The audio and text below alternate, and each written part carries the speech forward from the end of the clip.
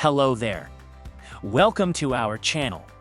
Today, we are going to talk about creatine, a popular supplement among athletes and fitness enthusiasts. Whether you're a seasoned athlete or just starting your fitness journey, this video will provide you with valuable information about the benefits, usage, and potential side effects of creatine.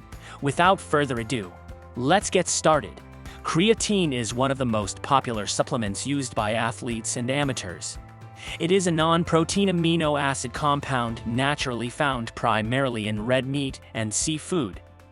In the human body, the majority of creatine, about 95%, is located in skeletal muscles, but small amounts are also present in the brain and testes.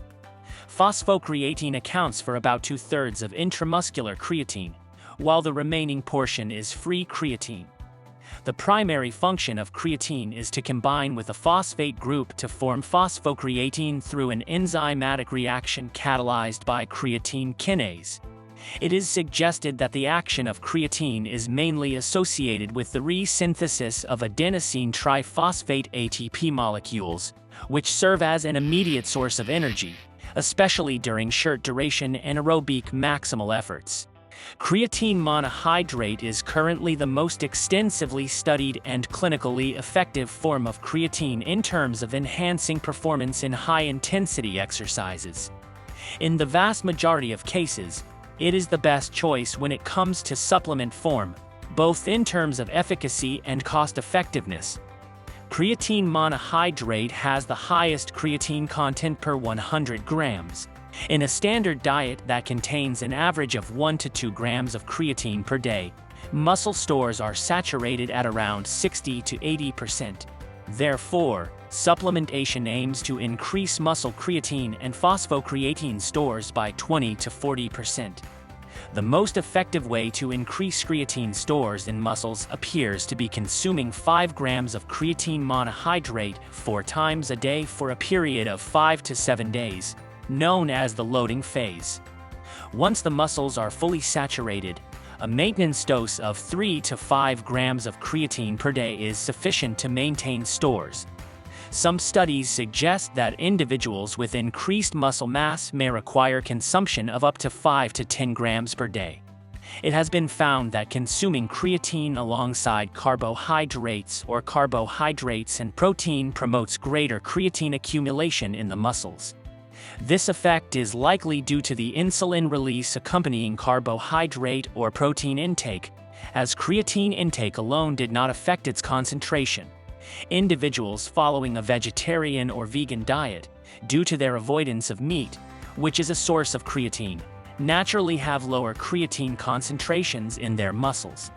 Through supplementation, they can expect greater increases in creatine content and achieve similar saturation levels as individuals who consume meat and supplement with creatine.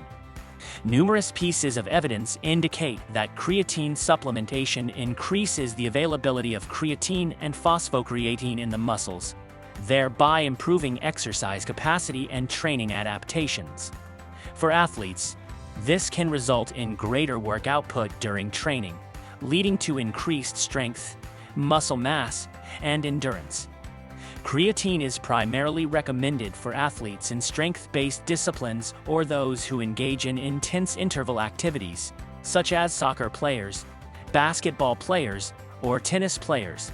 However, due to the aforementioned mechanisms of enhanced training adaptations, greater gains in strength and muscle mass can indirectly translate to improved performance in many other sports. In a research review conducted by Creatine, it was found that creatine loading improved maximal strength by 5 to 15%, increased work performed during maximal effort sets by 5 to 15%, and enhanced performance during interval sprinting by 5 to 15%. Additionally, supplementation with creatine in conjunction with resistance training was observed to promote greater increases in strength, lean body mass, and performance, particularly during high-intensity exercises.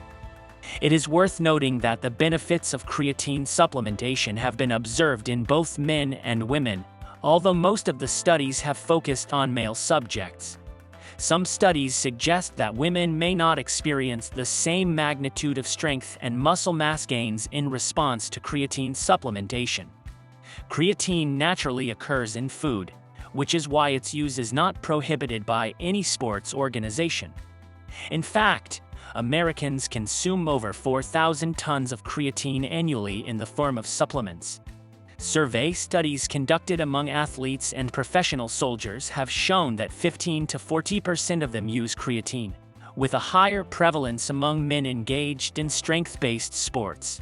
Since the early 1990s, when creatine monohydrate became one of the most popular supplements, hundreds of studies have been conducted involving its use. The only consistently described side effect in the literature is weight gain. With a properly planned protocol, body weight should increase by 1 to 2 kilograms during the first week of loading. This is caused by the osmotic action of creatine, which results in increased intracellular water volume. Remember, creatine is a widely studied and recognized supplement for its potential performance-enhancing effects, but it's always advisable to consult with professionals and ensure it aligns with your specific goals and circumstances. If you found this video helpful, please give it a thumbs up and subscribe to our channel for more informative content on supplements, sports, and fitness.